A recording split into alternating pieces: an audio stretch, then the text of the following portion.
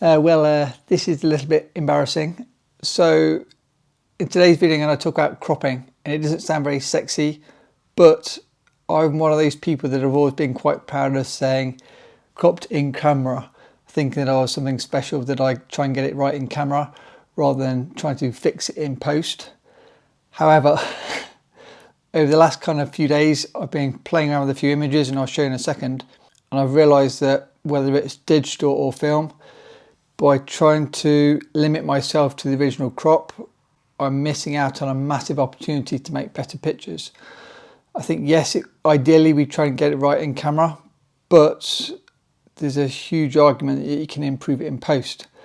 This then leads on to the second argument, that I now understand why many of you guys enjoy your higher megapixel cameras, for this exact reason, that you can crop more in post. So I'm going to quickly jump on the floor. I've laid out loads of things to show you, and hopefully you might find this interesting. Hey guys, Matt here from MrLiker.com. So let's jump on the floor. Many photos coming up. Okay, so yes, as promised, I've laid out a few things for you. I will explain.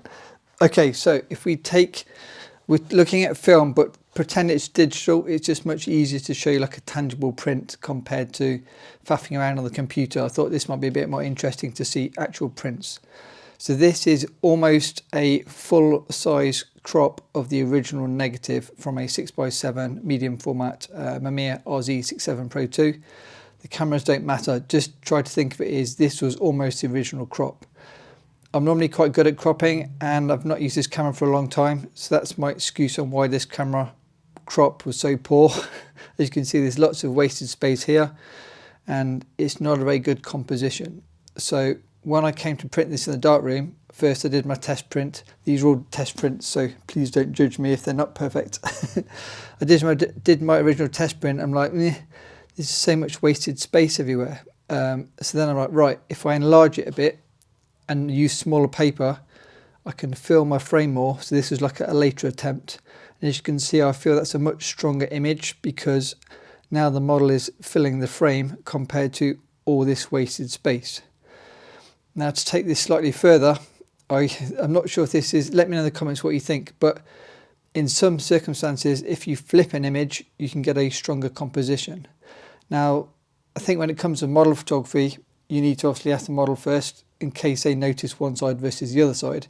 But if it's, say, a tree in the middle of a field, the tree's not going to care if you flip it one way or the other way. Obviously, it's a bit more difficult when you've got, I don't know, famous landmarks or things that people recognise.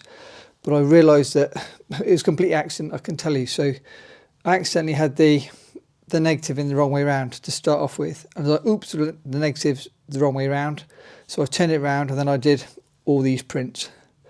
I then looked back at my original test print. I'm like, wait a minute, this is actually better than the print that I'm making afterwards. Because as I understand it, again, let me know if you agree. As I understand it, with photos, you read a photo from left to right, top to bottom, as if you're reading a book, and then you turn over. That means if you have a leading line from the bottom right, you look at the picture for much longer. So after doing many prints, and I even did a nice print signed to give to the model's mum, I thought, let's just try flipping it back over. So here's the signed print to give to the mum. The original direction, I wanted the mum to have the photo of how her beautiful daughter looked in the original direction. And then I spoke to the model and said, which do you prefer? And she said she didn't care. So I was like, right, I'll do one for me. So look at the difference. This is the original crop. This is cropped in, original direction. This is cropped in, flipped.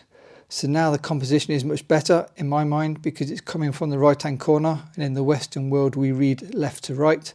So now for me, again, comment below, left or right, which do you prefer? For me, this is much stronger. So this is going to be obviously my choice, hence I printed this one. So that's just the first takeaway. Flipping images can improve your images. And then if we now look at some more examples, let's look at a different model. So let's look at these. So these are 4x5 original contacts. You see the original negative there? So this is out of camera. Now I would say I'm not too bad at cropping in camera with 35mm. I tend to crop quite close. But with these new to me cameras, I'm still kind of learning. So again, all wasted space, all wasted space. So let's try different crops and see if we can improve this. Sorry, my legs are going to sleep.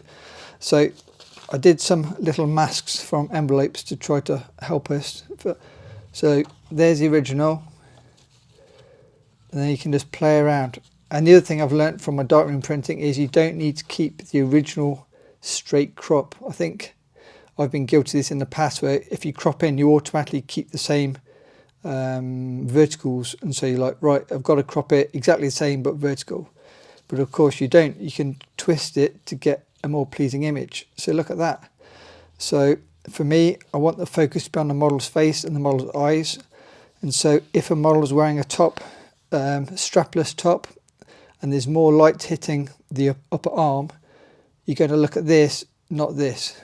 So by cropping down the middle of the arm and cropping quite close to the head, that is a much stronger image in my mind. I filled the frame, and you see the eyes, and again you've got a bit of a line in from the bottom right hand corner.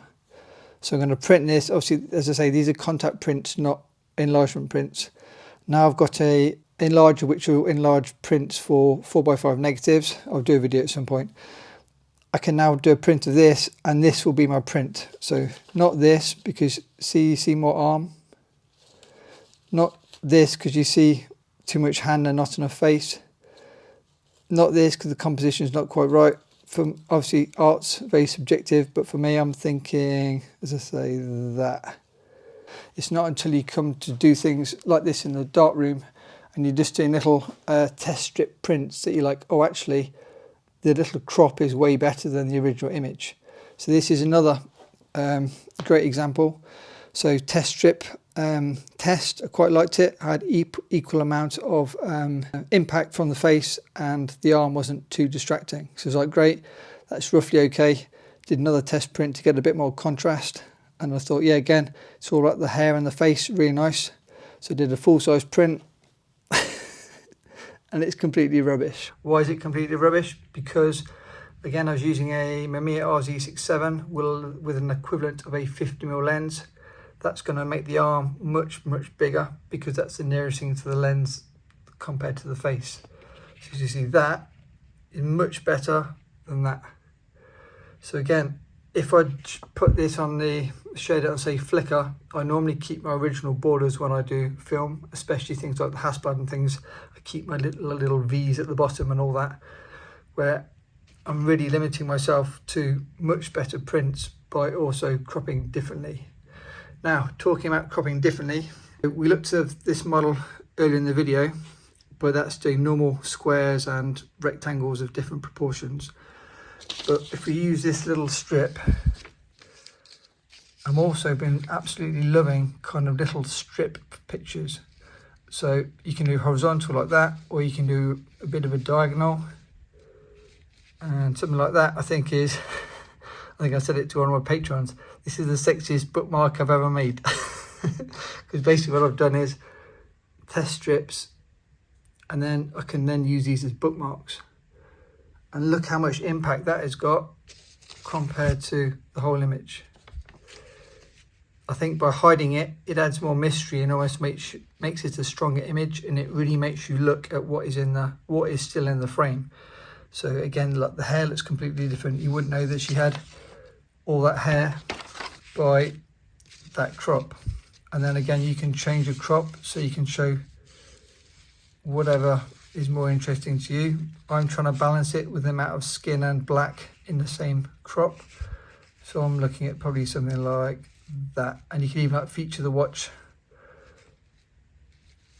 And yeah, it's kind of blown my mind a bit how much I'm loving these thin strip crops compared to the full-size image. Again, full-size image, well no, this is a vertical crop of a 6x7 negative, cropped in at the top a lot and at the bottom a lot, so maybe 30% of the original negative. But look at these two verticals compared to like a more normal size one. I mean, they're all quite nice, they're all need improving because the exposure is wrong and stuff, but hopefully you get my idea in terms of you don't need to limit yourself to a rectangle or a square or whatever else. You might find it useful to cut out a template, and on Lightroom it's obviously easy. You just set different crops and then see what might work and then just float it around. And remember to try twisting it as well, and you might get a better composition again. And then obviously different sizes to decide do you want more or less in the image. So this is basically just me learning on the job, and as with all my videos I try to share things as I learn. Hope you found it useful. Hit the like button if you enjoyed it, and comment below on your thoughts on what I've shown you today. But I am very tempted to put some of these more unusual crops in, say, future photo books, and maybe sell limited prints, like big versions of these, for example. If you're interested in any of my prints, I can put links below, and feel free to get in touch. Thanks to my patrons, and see you in the next video. Bye.